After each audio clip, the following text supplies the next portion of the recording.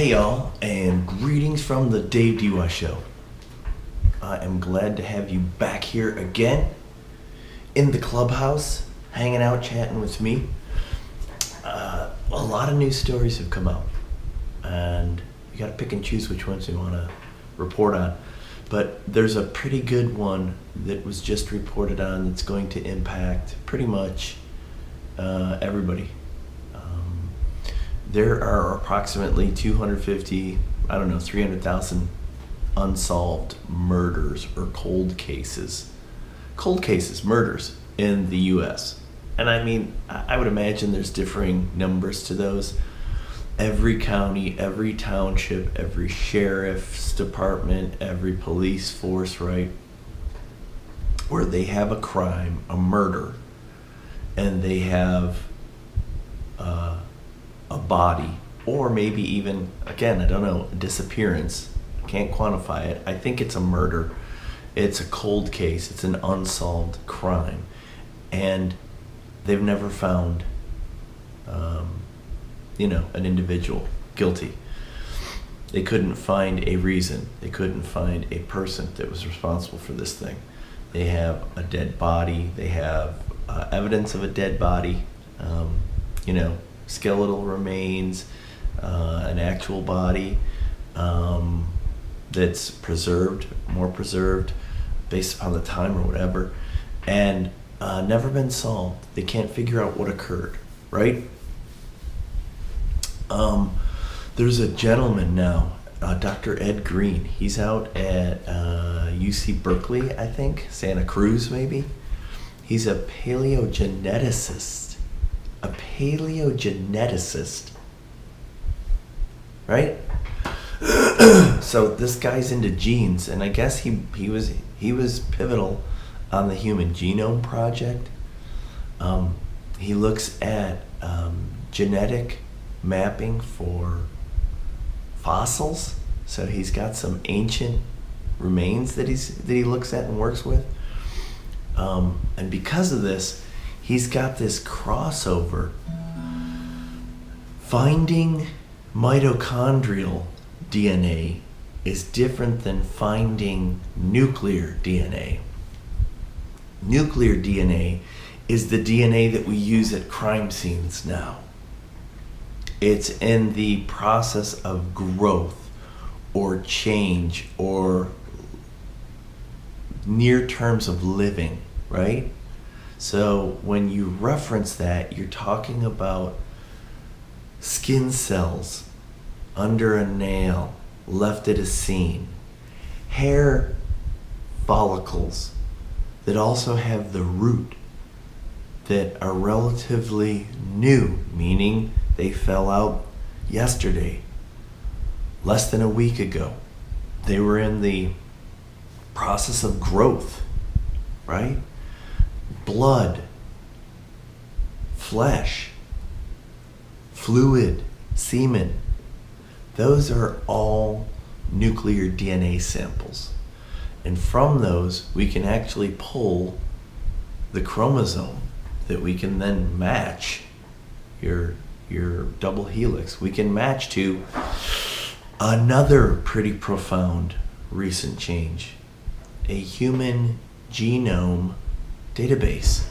All these ancestral databases that are being collected with saliva fluid, and then finding from your unique genetic marker that makes you a near identical or similar match, just like they do at Ancestry.com or 23andMe. And if you haven't been watching this, that's how they've caught the recent serial killers that they've caught. And it's a question of ethics and morals and exposure. We willfully give our DNA so that we can see some kind of matching with our ancestors, with our gene traits, so that we can see what types of things that we have attributes for, right? What types of diseases we are more likely to be exposed to. cancer or Alzheimer's? Do we have a cleft? Do we have dimples? Do we have hair loss? All these things. Well, those databases are accessible, right? And so you can apply a DNA sample, mitochondrial or nuclear, to those databases, find something that's as close to possible as a match. Ooh, it starts to get dicey. Well, Dr. Ed Green uses hair, and he's found a technique where he can determine non-nuclear, because the nuclear match was the real match, meaning it had a relatively new, in a growth or living stage, DNA sample to actually quantify and then to compare to people so that we could find a potential serial killer, a potential murderer, or the identity of a victim from hair follicle, from things that were left at a scene, where dental records, where flesh could not provide exact DNA samples, right? So this is evolutionary, revolutionary, meaning this guy has come up with a process where he can take your hair and he can extract, and then using a technique that he defined over a year with the Max Planck Institute in Germany when they were working on the Human Genome Project and other things, right? He can extract now. He doesn't need nuclear DNA. He can use mitochondrial. He can use the cells from the hair. Doesn't need to be from the root. Doesn't need to be in a growth state. Doesn't need to be close to living, right? Where it was on your body. This stuff can be ancient, and he can, technique-wise, pull out the DNA and then match it against the databases, against nuclear DNA, and it's exact. So this is scary crap, and his technique has been used in the last few years here. This is relatively new, and it's just now coming out that he's got this capability.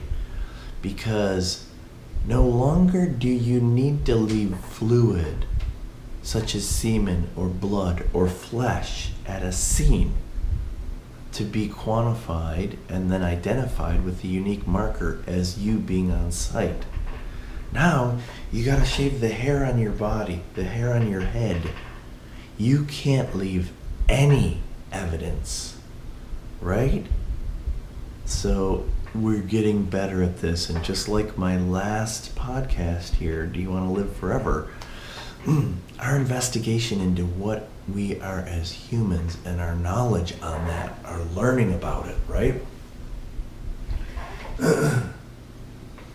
It's putting us in these positions where we're getting better and better, so you gotta beware.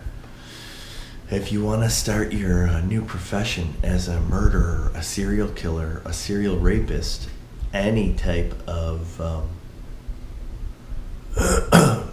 bad behaviored individual, eliciting crimes against your own kind, you better beware.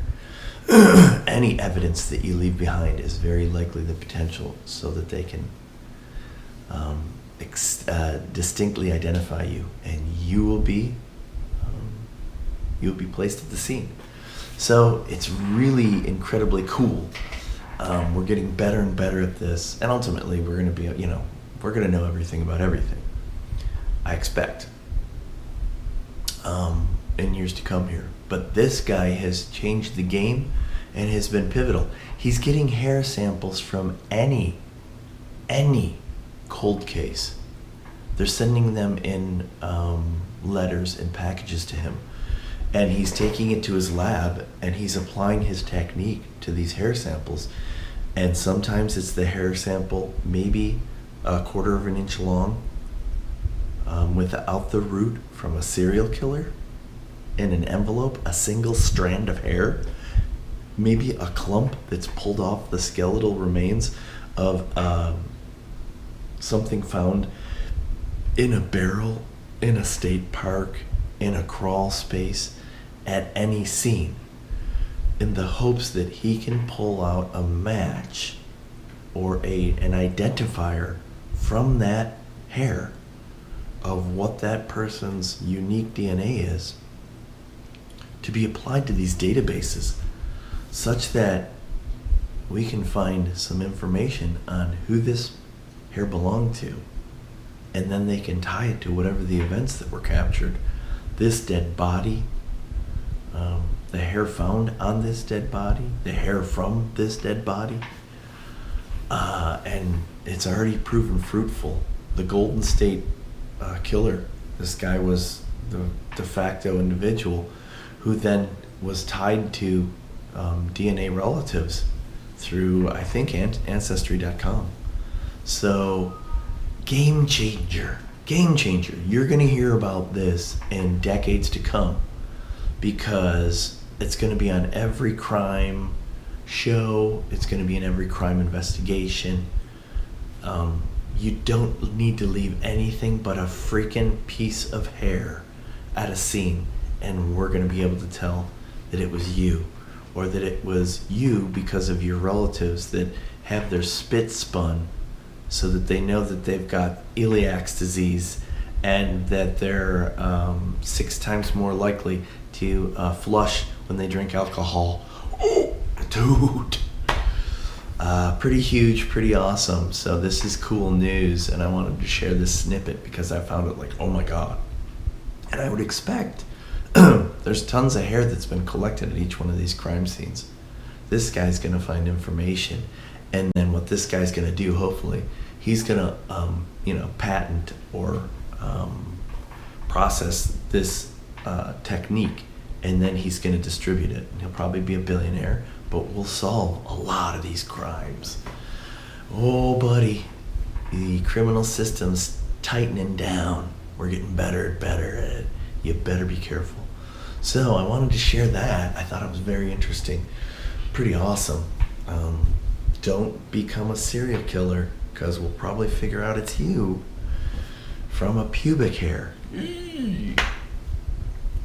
Comment, subscribe, like, share, give me your input. Just another story from the ether, the nether areas of wherever we're coming from, but interesting.